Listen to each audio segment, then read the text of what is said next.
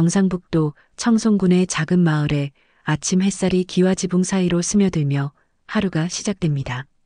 83세 김말순 할머니는 오늘도 어김없이 새벽 5시에 눈을 뜹니다. 관절이 뻐근하지만 습관처럼 몸을 일으켜 세우면 침대 아래에서 자던 중형견 한 마리가 꼬리를 흔들며 따라 일어납니다.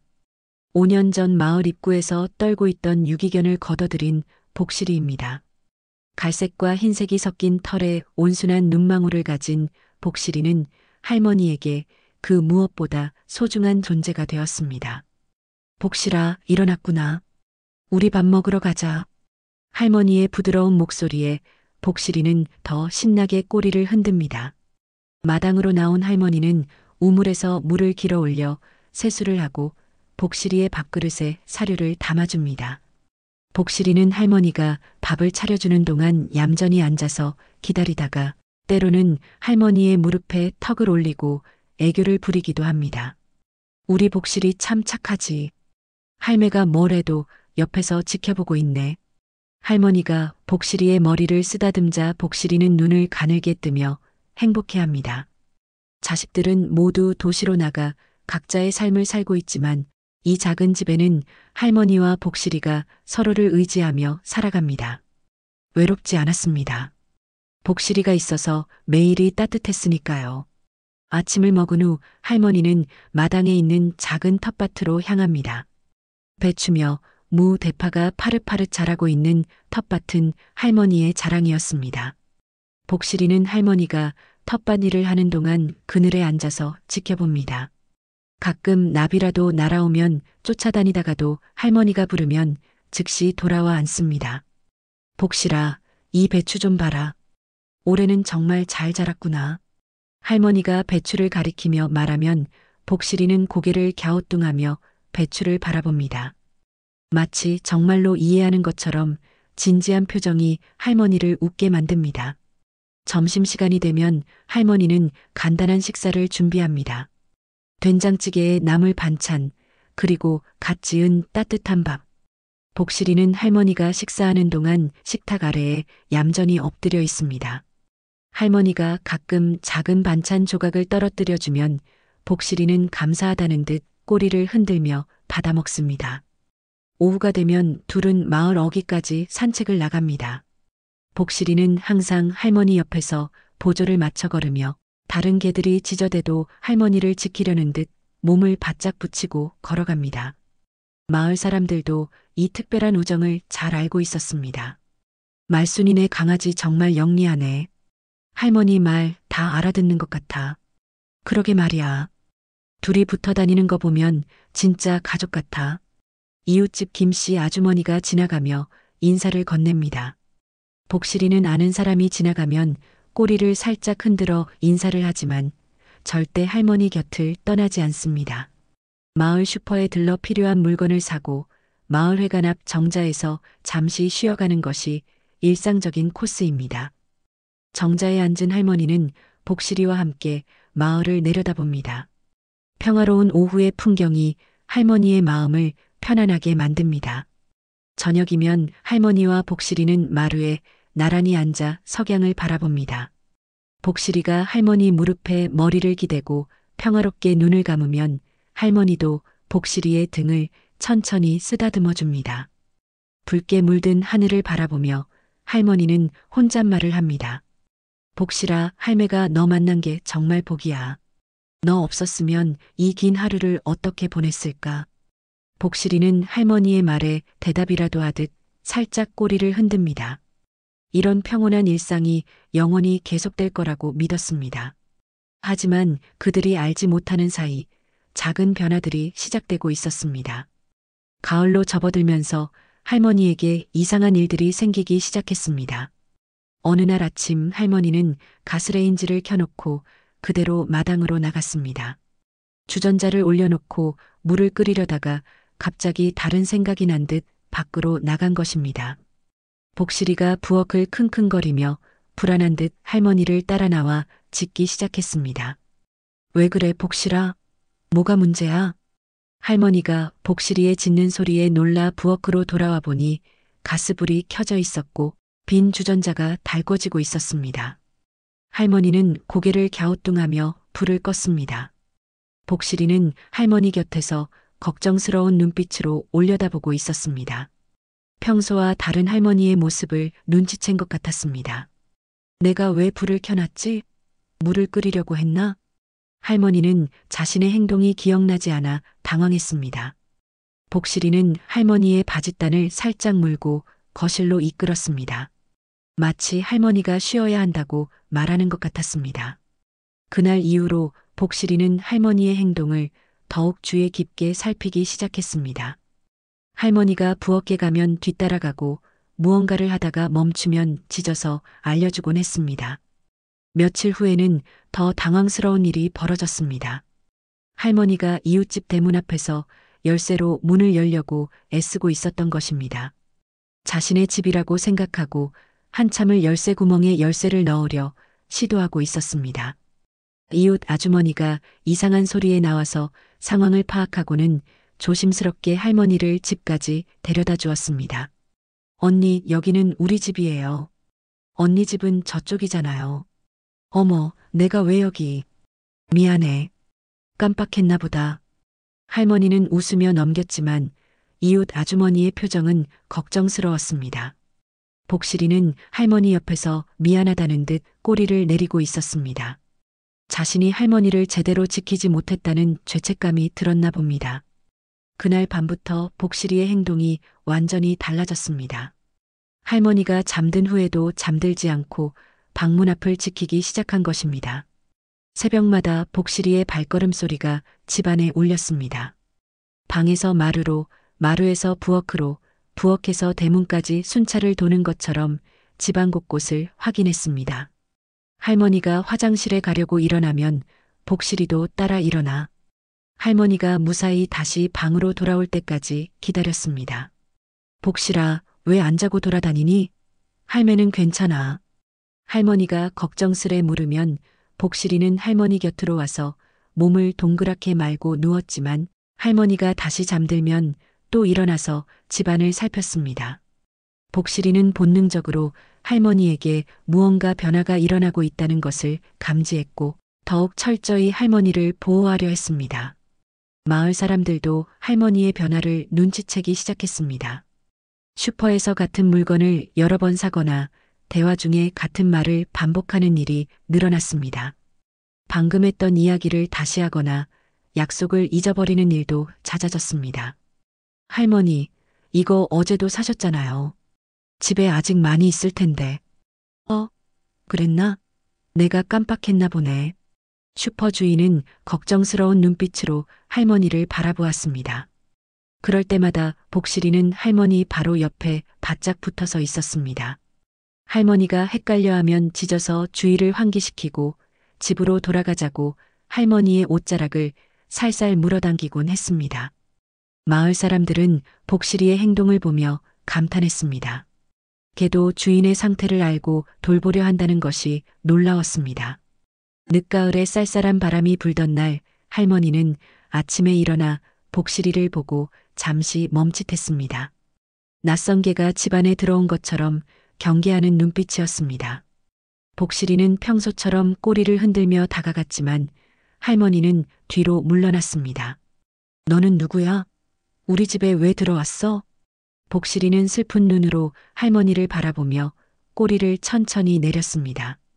5년 동안 함께 살아온 할머니가 자신을 알아보지 못한다는 사실이 복실이에게는 큰 충격이었습니다. 하지만 포기하지 않고 할머니 앞에 앉아서 평소처럼 발을 내밀어 악수를 청했습니다. 할머니가 좋아하던 재롱이었습니다. 이거 우리 복실이가 하던 건데. 할머니의 표정이 서서히 밝아지기 시작했습니다. 기억의 조각들이 하나둘 맞춰지면서 복실이를 알아보기 시작한 것입니다. 아, 맞다. 우리 복실이구나. 할매가 깜빡했네. 미안해. 복실이는 다시 신나게 꼬리를 흔들며 할머니에게 다가갔습니다. 할머니는 복실이를 꼭 안아주며 미안하다고 계속 말했습니다. 하지만 이런 일은 점점 자주 일어났습니다. 어떤 날은 아침에 일어나자마자 복실이를 알아보지만 어떤 날은 한참을 헤매다가 겨우 기억해내곤 했습니다. 복실이는 이런 상황에 적응하기 시작했습니다. 할머니가 자신을 알아보지 못할 때는 멀리서 기다렸다가 할머니가 안정을 찾으면 조금씩 다가갔습니다. 급하게 다가가면 할머니가 놀랄 수 있다는 것을 알게 된 것입니다. 대신 할머니가 좋아하던 행동들을 하나씩 보여주며 기억을 되살리려 노력했습니다. 복실이의 돌봄은 더욱 세심해졌습니다. 식사 시간이 되면 할머니를 부엌으로 이끌었고 할머니가 밥을 먹지 않으면 밥그릇 앞에 앉아서 끈질기게 기다렸습니다. 약 먹는 시간에는 약통을 물고 와서 할머니 앞에 놓기도 했습니다. 할머니가 현관으로 나가려 하면 먼저 날씨를 확인하고 추우면 할머니의 외투를 물고 왔습니다. 우리 복실이가 날 돌봐주는구나. 고맙다, 정말 고마워. 할머니는 가끔 맑은 정신이 들 때면 복실이에게 고마움을 표현했습니다. 복실이는 그런 할머니의 말에 더욱 힘을 내서 할머니를 돌보았습니다. 하지만 상황은 점점 심각해졌습니다. 어느 날 밤 할머니가 갑자기 일어나서 옷을 갈아입기 시작했습니다. 잠옷을 벗고 외출복을 입으며 어디론가 가려는 듯 했습니다. 지금 가야 해. 늦으면 안 돼. 할머니는 새벽 2시인데도 어디론가 급히 가야 한다고 생각했습니다. 복실이는 할머니 앞을 가로막고 서서 나가지 못하게 했습니다. 할머니가 옆으로 돌아가려 하면 복실이도 따라 움직이며 길을 막았습니다. 복실아, 비켜. 할매가 중요한 데 가야 한단다. 멍멍. 복실이는 단호하게 짖으며 할머니를 막았습니다. 평소 순한 복실이가 이렇게 강하게 나오자 할머니도 당황했습니다. 한참을 실랑이 하다가 할머니는 지쳐서 다시 방으로 돌아갔습니다. 복실이는 그날 밤 내내 방문 앞에서 꼼짝도 하지 않고 지켰습니다. 다음 날 아침 이웃들이 찾아와 걱정스럽게 물었습니다. 새벽에 개 짖는 소리가 들렸다는 것입니다. 할머니는 아무것도 기억하지 못했지만 이웃들은 상황을 짐작할 수 있었습니다. 마을 이장님도 찾아와 조심스럽게 말을 꺼냈습니다. 말순 씨, 자녀분들에게 연락해서 병원에 한번 가보시는 게 어떨까요? 아니에요, 전 괜찮아요. 그냥 가끔 깜빡할 뿐이에요. 할머니는 완강히 거부했지만 마을 사람들의 걱정은 깊어만 갔습니다. 다행히 복실이가 있어서 큰 사고는 없었지만 언제까지 복실이에게만 의지할 수는 없는 일이었습니다. 하지만 복실이는 포기하지 않았습니다. 오히려 더욱 철저하게 할머니를 지키기로 마음먹었습니다. 11월의 어느 흐린 날 아침부터 차가운 비가 내리기 시작했습니다. 회색빛 구름이 낮게 깔리고 바람까지 불어 을씨년스러운 날씨였습니다. 할머니는 평소보다 늦게 일어났습니다. 복실이는 이미 일찍 일어나 할머니 곁을 지키고 있었습니다. 왠지 불안한 기운이 감돌았습니다. 복실아, 오늘은 날씨가 안 좋구나. 비가 많이 오네. 할머니가 창밖을 보며 말했지만 표정은 멍했습니다. 뭔가를 잊어버린 듯한 불안한 표정이었습니다. 복실이는 할머니의 손을 핥으며 위로했습니다. 아침을 먹는 동안에도 할머니는 계속 불안해했습니다. 밥을 먹다 말고 일어났다가 다시 앉기를 반복했습니다. 뭔가 중요한 일이 있었는데, 오늘 꼭 가야 하는 곳이 있었는데, 할머니는 이마를 짚으며 기억을 더듬었지만 떠오르는 것이 없었습니다. 복실이는 할머니 옆에 바짝 붙어 앉아 할머니의 다리에 머리를 기댔습니다. 비가 점점 세차게 내리기 시작했습니다. 창문을 두드리는 빗소리가 할머니를 더욱 불안하게 만들었습니다. 점심시간이 지나자 할머니의 불안은 극에 달했습니다. 갑자기 일어나서 방을 이리저리 돌아다니며 무언가를 찾기 시작했습니다. 서랍을 열어보고 옷장을 뒤지고 심지어 이불 밑까지 들춰보았습니다. 복실이는 할머니를 졸졸 따라다니며 낑낑거렸습니다. 어디 있지? 분명히 여기 뒀는데. 중요한 거였는데. 할머니는 점점 초조해했습니다. 무엇을 찾는지도 모르면서 계속 찾아 헤맸습니다. 복실이는 할머니의 이상한 행동에 불안해하며 계속 할머니 주위를 맴돌았습니다. 그러다가 할머니가 갑자기 현관으로 향했습니다. 신발장을 열고 신발을 꺼내 신으려 했습니다. 가야 해. 지금 가지 않으면 늦어. 복실이는 재빨리 할머니 앞을 막아섰습니다. 하지만 오늘의 할머니는 평소와 달랐습니다. 복실이를 밀치고 억지로 나가려 했습니다. 복실이는 할머니의 옷자락을 물고 늘어졌지만 할머니는 뿌리쳤습니다. 비켜. 방해하지 마. 할머니의 단호한 목소리에 복실이는 잠시 주춤했습니다. 그 사이 할머니는 문을 열고 밖으로 나갔습니다. 우산도 없이 제대로 된 옷도 입지 않고 맨발에 슬리퍼만 신은 채였습니다. 복실이는 당황했지만 곧 할머니를 따라 밖으로 뛰어나갔습니다. 비는 억수같이 쏟아지고 있었습니다. 할머니는 비를 맞으며 마을길을 걷기 시작했습니다. 방향도 없이 목적도 없이 그저 어디론가 가야 한다는 강박관념에 사로잡혀 있었습니다. 복실이는 비에 흠뻑 젖으면서도 할머니 곁을 떠나지 않았습니다. 마을길을 벗어나자 할머니는 더욱 혼란스러워했습니다. 평소 잘 알던 길인데도 낯설게 느껴졌습니다. 비에 젖은 길은 미끄러웠고 할머니는 몇 번이나 넘어질 뻔했습니다. 그때마다 복실이가 몸을 대고 할머니를 받쳐주었습니다. 여기가 어디지? 내가 어디로 가는 거지?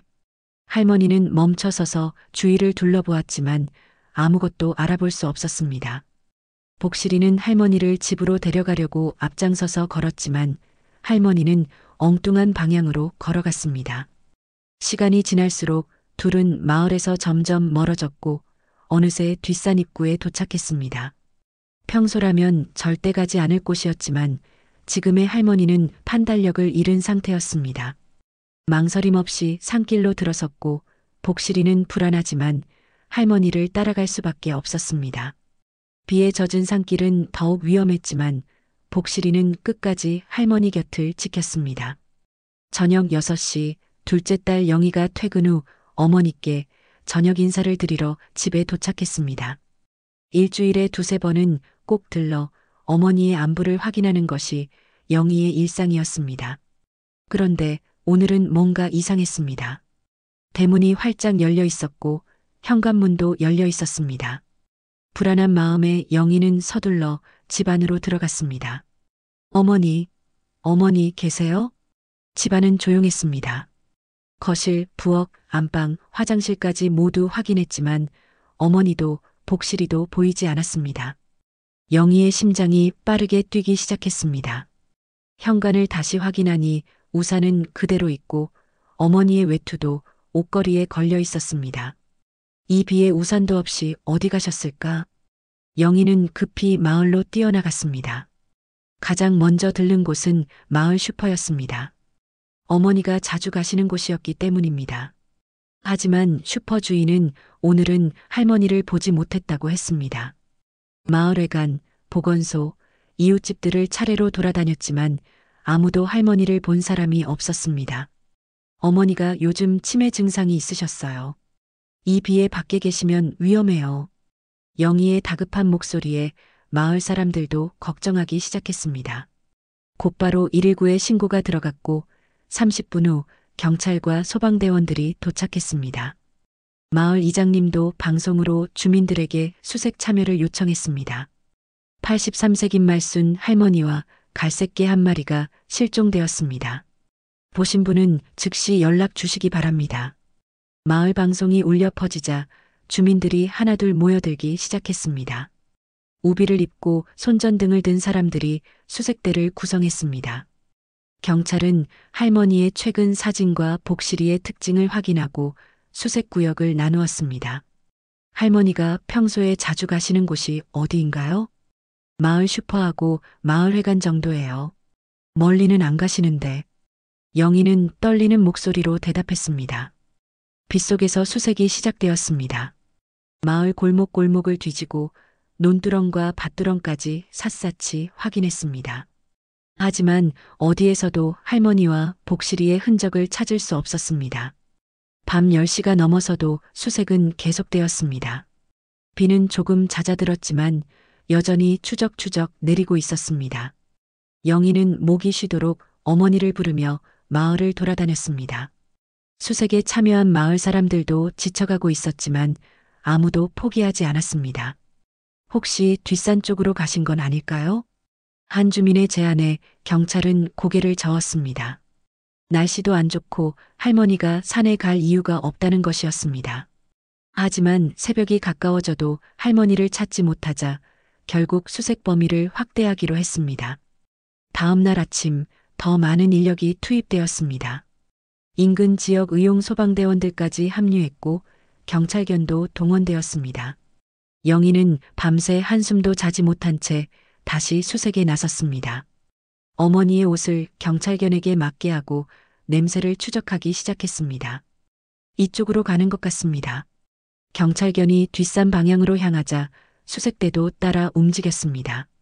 산 입구에 도착하자 한 대원이 무언가를 발견했습니다. 여기 슬리퍼가 있습니다. 할머니 것 맞나요? 영희가 달려와 확인하니 어머니의 슬리퍼가 맞았습니다. 한쪽만 벗겨진 채 진흙에 파묻혀 있었습니다. 주변을 자세히 살펴보니 희미하게 발자국이 보였습니다.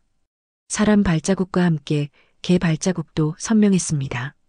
할머니가 산으로 들어가신 것 같습니다. 복실이도 함께요.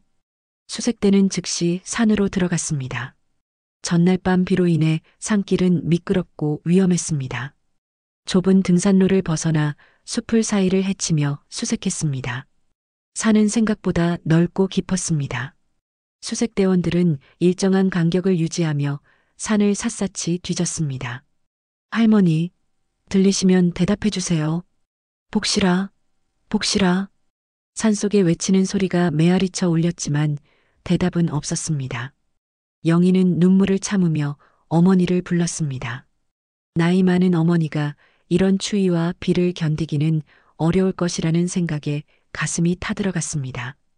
그나마 복실이가 함께 있다는 것이 유일한 희망이었습니다.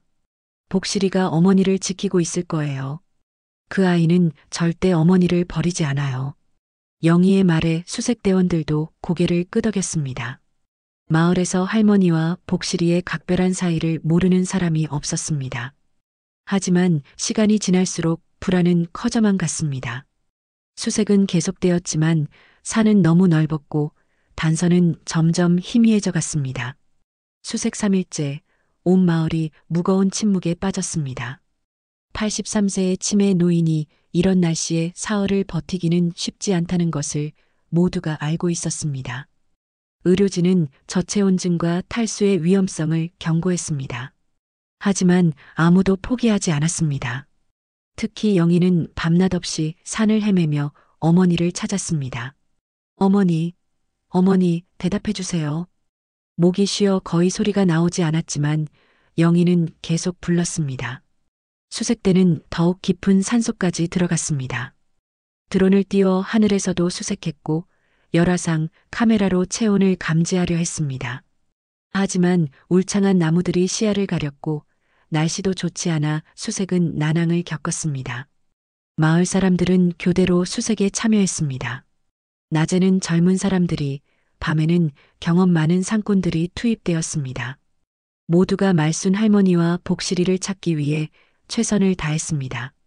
마을회관에는 대책본부가 설치되었고 주민들이 김밥과 따뜻한 음식을 만들어 수색대원들에게 나눠주었습니다. 복실이가 있으니까 할머니가 버티실 수 있을 거예요. 맞아요. 그 영리한 개가 할머니를 포기할 리 없어요. 마을 사람들은 서로를 위로하며 희망을 잃지 않으려 했습니다. 복실이에 대한 믿음이 그들을 지탱하는 힘이었습니다. 5년 동안 할머니의 그림자처럼 따라다니던 복실이의 모습을 모두가 기억하고 있었습니다. 특히 최근 할머니의 치매 증상이 심해지면서 복실이가 얼마나 헌신적으로 돌봤는지도 잘 알고 있었습니다. 넷째 날 날씨는 더욱 악화되었습니다. 다시 비가 내리기 시작했고 기온도 뚝 떨어졌습니다. 의료진은 더 이상 지체하면 위험하다고 경고했습니다. 하지만 수색대장은 포기하지 않겠다고 선언했습니다. 아직 수색하지 못한 구역이 있습니다. 모든 가능성을 확인할 때까지 포기할 수 없습니다.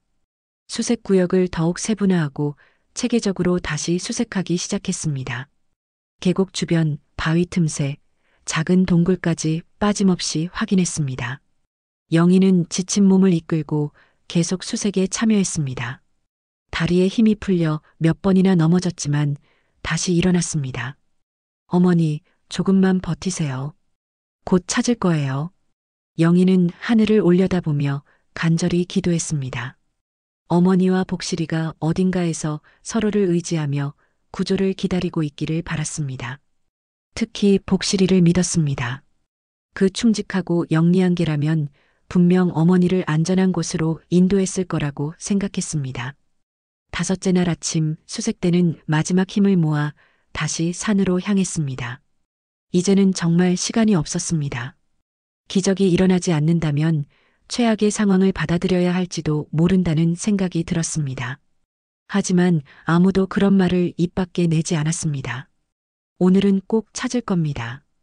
어머니와 복실이를 꼭 찾을 거예요. 영희의 굳은 결심에 수색대원들도 힘을 냈습니다. 더 험한 지역, 더 깊은 곳까지 수색 범위를 넓혔습니다. 바위지대와 가파른 경사면을 하나하나 확인했습니다. 그리고 마침내 오후 3시경 한 수색대원의 외침이 산속에 울려 퍼졌습니다. 여기요, 여기 있습니다. 젊은 소방대원의 다급한 외침에 모든 수색대원들이 그쪽으로 달려갔습니다. 큰 바위가 돌출된 곳 아래 움푹 패인 공간이 있었고 그곳에서 희미한 움직임이 포착된 것입니다. 수색대원들이 조심스럽게 접근하자 놀라운 광경이 펼쳐졌습니다. 할머니가 바위 밑 작은 공간에 웅크리고 앉아 있었습니다. 온몸이 젖어 있었고 의식은 흐릿했지만 분명히 살아 있었습니다. 그런데 더 놀라운 것은 할머니를 품에 안고 있는 복실이의 모습이었습니다. 복실이는 자신의 몸으로 할머니를 완전히 감싸 안은 채 꼼짝도 하지 않고 있었습니다. 복실이가 할머니를 안고 있습니다. 가까이 다가간 대원이 복실이의 상태를 확인하려 손을 대자 차가운 감촉이 전해졌습니다. 복실이는 이미 숨을 거둔 상태였습니다. 하지만 죽는 순간까지도 할머니를 놓지 않았던 것입니다. 마치 할머니를 지키는 것이 자신의 마지막 임무인 것처럼 단단히 안고 있었습니다. 의료진이 도착해 신속하게 할머니의 상태를 확인했습니다. 맥박은 약했지만 뛰고 있었고 호흡도 하고 있었습니다. 체온이 많이 떨어져 있었지만 생명에는 지장이 없었습니다. 의사는 놀라움을 감추지 못했습니다. 이런 환경에서 5일을 버틴 것은 의학적으로 설명하기 어렵습니다. 개가 체온을 유지해주고 비바람을 막아주지 않았다면 불가능했을 거예요. 조심스럽게 할머니를 복실이에게서 분리하려 했지만 쉽지 않았습니다. 복실이는 죽어서도 할머니를 꽉 안고 있었습니다. 대원들은 눈시울을 붉히며 복실이의 다리를 천천히 풀어주었습니다. 그제야 할머니를 들것에 옮길 수 있었습니다. 영희가 도착했을 때 어머니는 이미 응급처치를 받고 있었습니다. 영희는 어머니의 손을 잡고 흐느꼈습니다. 그리고 옆에 누워있는 복실이를 보고는 더 이상 참지 못하고 무너져 내렸습니다. 복실아, 고마워. 정말 고마워. 우리 어머니 지켜줘서. 복실이의 몸은 차가웠지만 표정은 평온했습니다. 마치 자신의 임무를 완수하고 편안하게 잠든 것 같았습니다. 수색대원들도 하나같이 숙연해졌습니다. 한 생명이 다른 생명을 구하기 위해 자신의 모든 것을 바친 숭고한 희생을 목격한 것입니다. 할머니는 헬기로 신속하게 병원으로 이송되었습니다. 복실이는 담요에 정성스럽게 쌓여 함께 내려왔습니다. 산 아래에서 기다리던 마을 사람들은 할머니가 살아 돌아온 것에 기뻐했지만 복실이의 죽음에 슬퍼했습니다. 복실이가 끝까지 할머니를 지켰구나. 정말 대단한 개였어. 할머니를 살리고 갔네. 병원에서 정밀 검사를 받은 결과 할머니는 심한 탈수와 저체온증이 있었지만 생명에는 지장이 없었습니다. 의료진은 복실이가 없었다면 절대 불가능했을 거라고 거듭 강조했습니다. 복실이가 자신의 체온으로 할머니를 따뜻하게 지켜주고 비바람을 온몸으로 막아준 덕분에 할머니가 생존할 수 있었던 것입니다. 수의사가 복실이를 검사한 결과도 마찬가지였습니다.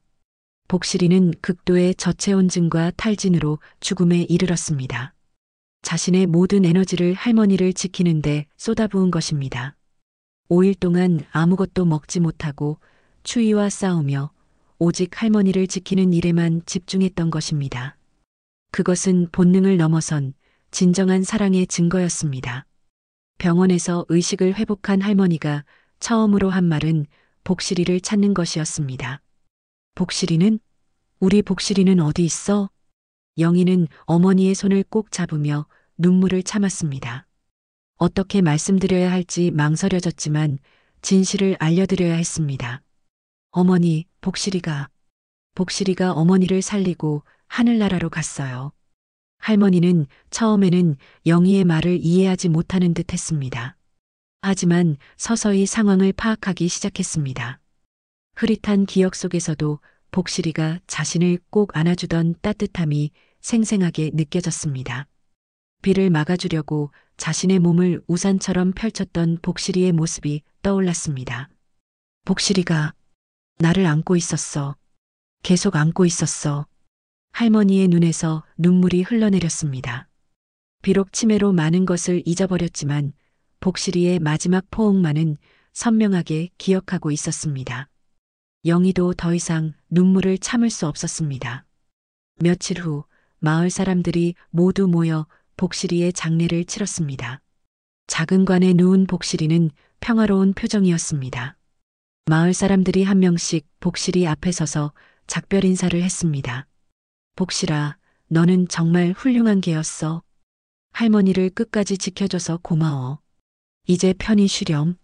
할머니는 아직 완전히 회복되지 않았지만 휠체어를 타고 장례식에 참석했습니다. 떨리는 손으로 복실이의 머리를 쓰다듬으며 작별 인사를 했습니다. 복실아, 미안하다. 할매 때문에 고생했지? 이제 아프지 말고 편히 쉬어. 할머니의 목소리는 떨렸지만 진심이 담겨 있었습니다. 5년 동안 함께했던 시간들이 주마등처럼 스쳐 지나갔습니다. 처음 만났던 날, 함께 산책하던 날들, 마루에 앉아 석양을 바라보던 저녁들. 그 모든 순간이 이제는 추억이 되었습니다. 복실이는 마을 뒷산 양지 바른 곳에 묻혔습니다. 작은 비석에는 이렇게 새겨졌습니다. 충직한 친구 복실이 끝까지 사랑을 지킨 게 2018에서 2023. 마을 사람들은 각자 준비한 꽃을 복실이 무덤에 놓았습니다. 장례식이 끝난 후 할머니는 요양원으로 옮겨졌습니다. 더 이상 혼자서는 생활하기 어려웠고 전문적인 돌봄이 필요했습니다. 하지만 할머니는 매일 창밖을 보며 복실이를 그리워했습니다. 복실이 밥 줘야 하는데. 할머니, 복실이는 이제 하늘나라에 있어요. 아, 그래. 그럼 배고프지는 않겠네. 가끔 할머니는 복실이가 아직 살아있다고 생각하기도 했지만 또 어떤 날은 복실이의 죽음을 선명하게 기억하기도 했습니다. 그럴 때마다 할머니는 조용히 눈물을 흘렸습니다. 계절이 바뀌고 봄이 왔습니다. 복실이의 무덤가에는 이름 모를 들꽃들이 피어났습니다. 마을 사람들은 그것이 복실이가 보내는 인사라고 생각했습니다. 영희는 가끔 복실이 무덤을 찾아 꽃을 놓고 갔습니다. 복실아, 우리 어머니 덕분에 살았어. 정말 고마워. 그러던 어느 날 할머니가 요양원에서 조용히 눈을 감았습니다. 마지막 순간까지 복실이의 이름을 부르며 떠났다고 합니다. 할머니의 장례식에는 많은 사람들이 참석했습니다. 영희는 어머니에 관해 복실이의 사진을 함께 넣어드렸습니다. 이제 복실이를 만나실 수 있을 거예요, 어머니. 마을 사람들은 할머니와 복실이가 다시 만나 행복하게 지낼 거라고 믿었습니다. 두 존재가 보여준 사랑의 깊이는 죽음도 갈라놓을 수 없을 것이라고 생각했습니다. 그들의 이야기는 마을에 전설처럼 남았습니다. 서로를 끝까지 지킨 아름다운 사랑의 이야기로 진정한 헌신이 무엇인지를 보여준 감동적인 실화로 오래도록 전해질 것입니다. 시청해주셔서 감사합니다. 시청해주신 모든 분들에게도 평화와 행복이 가득하길 바라겠습니다. 구독과 좋아요는 채널에 큰 힘이 됩니다.